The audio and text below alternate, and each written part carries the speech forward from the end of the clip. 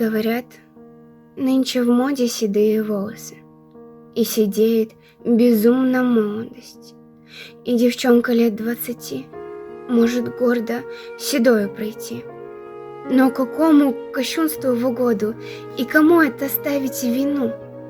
Как нельзя водить горе в моду, так нельзя водить седину. Память, стой, замри, это надо.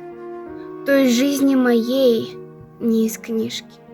Из блокадного Ленинграда привезли седого мальчишку. Я смотрела на чуб с перламутром, и в глаза его очень взрослые.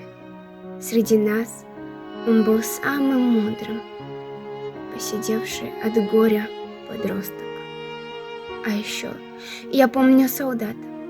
Он был контужен взрывом гранаты и оглох, и навек онемел. Вот тогда, говорят, посидел. О, седая и мудрая старость! О, седины неравных боев! Сколько людям седин досталось от неотданных городов!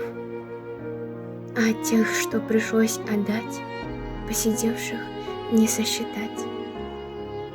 Говорят, нынче в моде седины? Нет, не мода была тогда. В городах седые дымины, и седая в селе лебеда, и седые бабы вдовицы, и глаза седые от слез, и от пепла седые лица над холмом поседевших берез. Пусть сейчас не война, не война, но от горя растет седина. Эх ты, модница, злая молодость!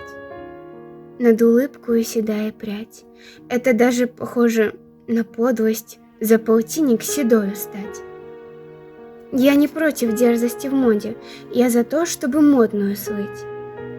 Но седины, как славу, как орден, нужно, выстрадав, заслужить.